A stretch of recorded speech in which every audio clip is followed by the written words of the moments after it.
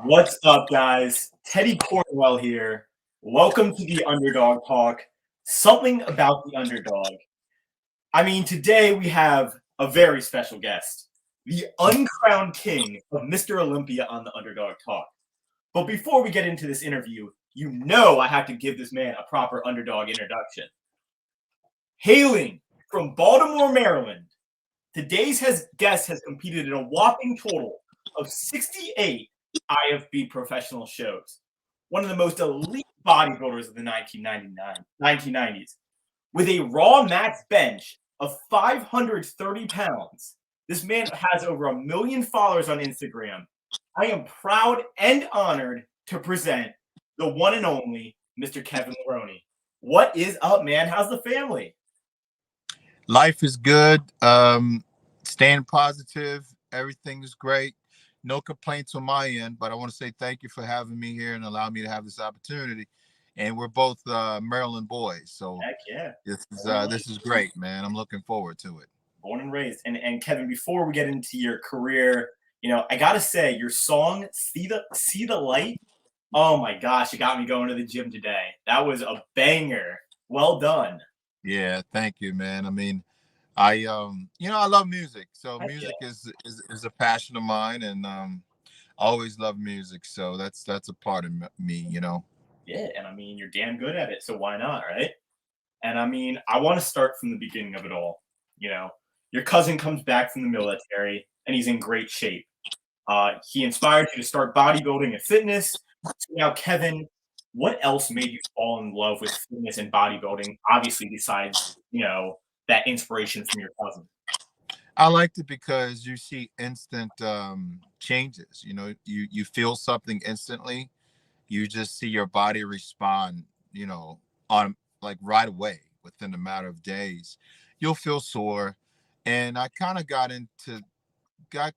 kind of like addicted to the fact that I didn't need anybody else to depend on to move forward in life. So that really is what really drew me into bodybuilding. Heck yeah. And I want to go right into your career right off the bat. You begin your professional IFBB career in about 1991 after finishing first in the MPC finals. In your first Mr. Olympia, you finished second. Now, in 1993, you tear your pec benching 600 pounds and need surgery. You get surgery, and it winds up getting infected, so you need another surgery. Now, many people thought they would never see you again. So, what was the recovery process like? And then, what did you learn about yourself in this challenging moment, Kevin?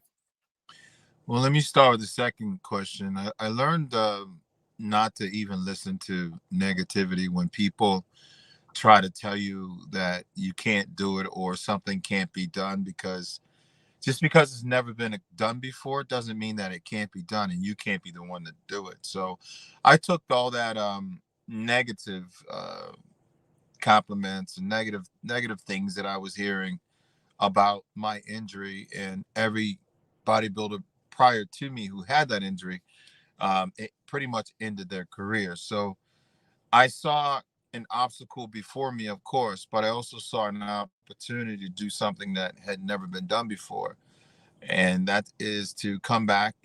And actually, I won maybe 95% of my shows after that injury, because before that injury, I had only won the Night of Champions and a Chicago Pro Show, and I got second in Olympia. So all of the other 60 some shows that I competed in was, after surgery. And of course, 19 of them were probably, well, 20 of them were won after I had surgery. And yet you still managed to be in contest shape for the 1994 Mr. Olympia only 8 weeks later, and you placed fifth. So, that attitude about not letting, the doubters, get in your way is you did that. Yeah. You did the unthinkable and impossible and bounced back like never before. I mean, you have to pace yourself to last in this sport. I've did it for 14 years. I averaged 7 shows a year over that span.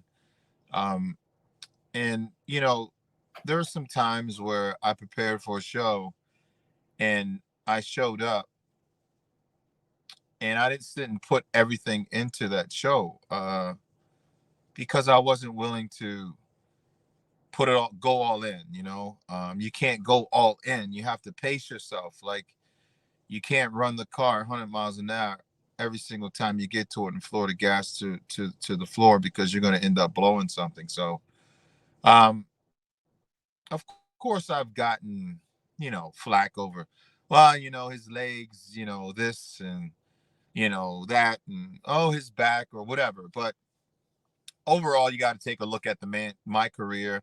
You got to take a look at the longevity, and you got to make the right decisions. So I competed, sometimes in shows at the Arnold. When I was 1996 Arnold, I think it was 96 and 97. I was 257, and then some Olympias I was 236. Some Olympias I was in the 243s. So there was a range where you got to, find out what works for you depending on the competition that you're up against. So there were times when I prepared for a contest where I said, you know what, I'm going to go in and I'm going to pace myself at this show and just make it through it, because you got to make those right decisions. Even when I made my comeback in 2015, and then I think it was the following year after that, I went and I did the Australia show.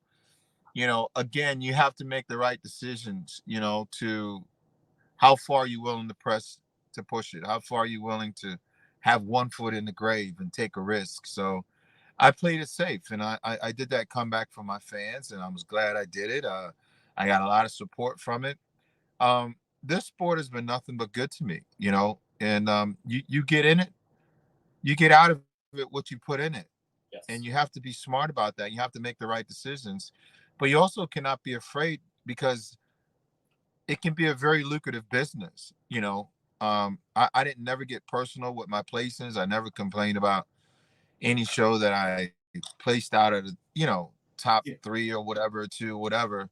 And I carried on because it is a business, and it's a job, it's a business, and it's something that to this day, if it wasn't for bodybuilding, the world wouldn't know my name.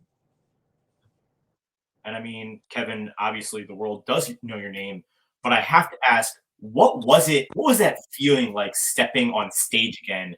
After all you had been through with that surgery and that infection and the doubters, what was that feeling? That moment when you got on stage, what was it like? It was at that moment, I always tell people, as long as you believe in yourself, you'll never lose no matter how long it takes. I knew at that moment that when I came and I competed and I came back and I won the Arnold Classic, this is the first show I won after my pectoralis major minor chest tear, that I didn't need to train all year round, that I could probably train 4 months out of a year and get ready for a contest. That's how I came up with that theory that, you know, um, I really didn't need to train 12 months out of a year. I could get it done in 4 months if I locked down.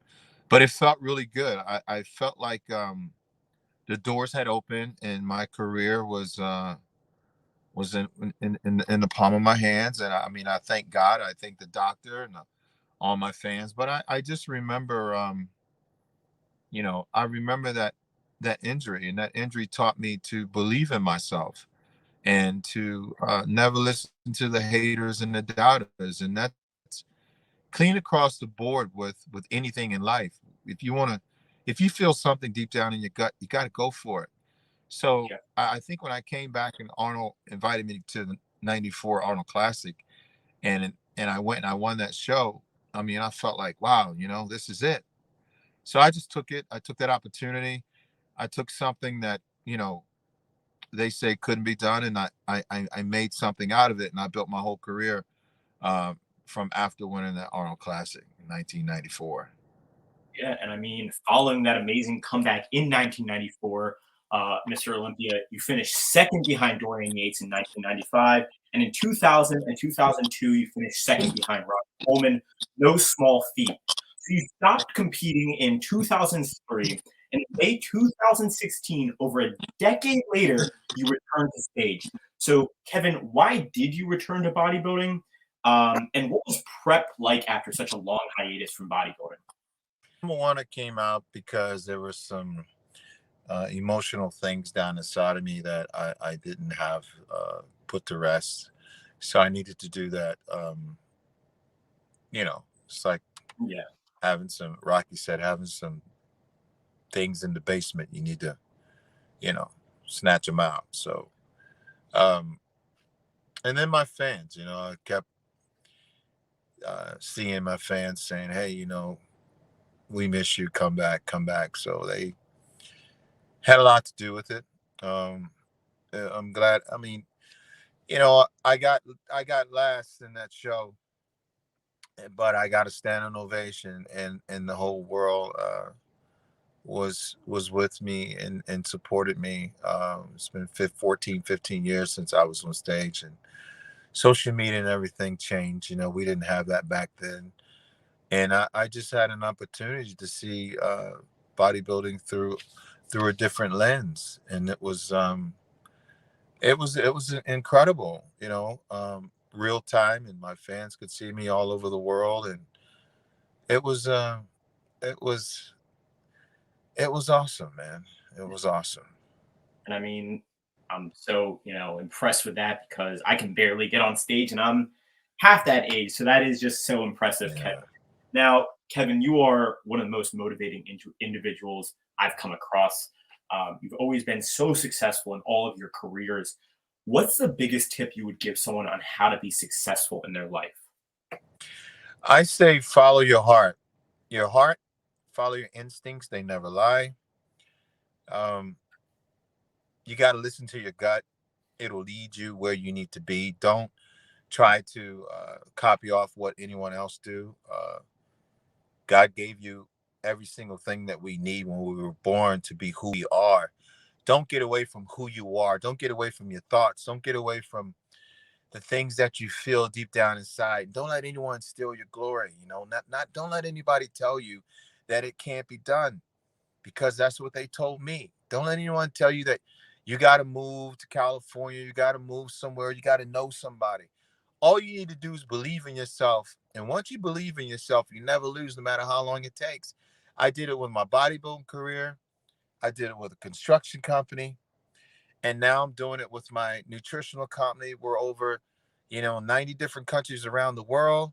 I remember when I started this company 8 years ago, people were saying products don't sell with bodybuilders' names on them.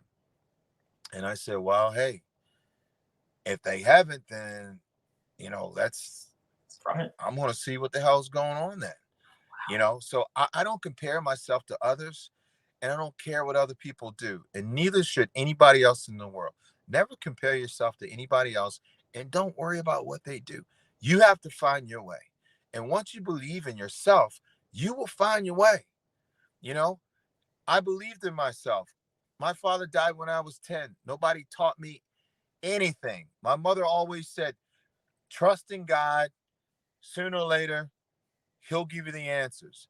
He might not answer your prayers today or tomorrow, next week, but sooner or later, you'll find your purpose in life. Listen, if my father did not never die, the world wouldn't know Kevin Levrone, because I would have never got into lifting bodybuilding. I would never got into bodybuilding. I would never went to the gym. I would have never started eating right. My mother didn't die from cancer. They both died. That's what got me into being healthy. But it drove me to another whole level because of that. I didn't want to be around anybody. I want to be by myself in the gym. So that gym gave me, it created the human being that the world knows, Kevin Levrone. So when you think your life is falling apart, like I did one time, I was mad at God for my father dying. It's actually falling into place. But if you just hold on, you'll get those answers. So I might have lost my father, but now I've gained a whole world of fans and family around the world that God gave me, Yes, sir. that I have complete access to, that knows my name. So just hold on and your answers will come. Hold on, don't quit. Don't give up on yourself, no matter how long it takes. And I mean, wow. You guys heard it here from legendary and one of the best ever to do it, Mr.Kevin Levrone. And I mean, Kevin, I know you're a busy guy, but are you down for some rapid fire questions before I get you out of here? Let's do it, man. Hell yeah. Favorite product on Levrone supplements? All of them. Mine is all of them, because all of those products, they have a piece of me. And I tell you that because I design the colors, I design the names, I have an idea of what's going in each and every single product. So a piece of me is in each and every one of those bottles when they pick it up, you know. So I don't have one over other. They all are equal in my eyes. That's the right answer because you should have all of the products being your favorites because that means quality. And I think Levrone supplements are all about quality. So damn right, good answer. Favorite flavor of Scatterbrain: lemon lime, or I might butcher this, mango maracuja. I like mango. All right. I like mangoes because I love fruit. I love mangoes. I love strawberries. I love blueberries and blackberries. But mango tastes really good for me, you know, for me. That's fair. That's a good answer. Favorite pose of all time? My favorite pose would have to be that one right there, baby. When I go like that and I call it on down to the side before I crank it into the side chest, the most muscular Levrone side chest pose. That's it. There we go. Now, with the right leg back. showing those calves. Yes, sir. That's right. 2 more questions. These are big ones, Kevin. Talk like Rocky for the rest of your life or have to box Rocky in his prime? I'd rather box him in his prime. Ooh, all right. There we go. I'd love to see that. That'd be an excellent boxing match. Yeah, I don't mind taking on challenges. You know what I mean? Long as I can box him. If I was boxing him in my prime, him in his prime, yeah, why not? Damn right. Let's go. Last question. This is a big one. Pull-ups or chin-ups? I like pull-ups, even though I never did them. But pull-ups, you see a lot of guys in prison doing those things. Those things are incredible for building the entire back. Heck yeah. Yeah. That's the right answer, I think. Now, Kevin, it's been an honor and privilege. But before we go, is there anything you want to plug where we can find your Instagram, where we can find Levrone supplements? Well, I mean, they can just Google, you know, Yeah. Kevin Levrone on Google, and my Instagram will pop up, and my everything will pop up right there. You know, I want to thank you, man, for having me. And you and I got to get together. We're right here in Maryland. Yes, sir. Let's do it, man. You know, just, you know, hey, I just want to tell people, follow your dreams. Follow your dreams. Yes, sir. And I mean, it's been an honor and privilege. Thanks for watching. Don't make sure to check out, Kevin's highlights from the past because those are truly inspirational.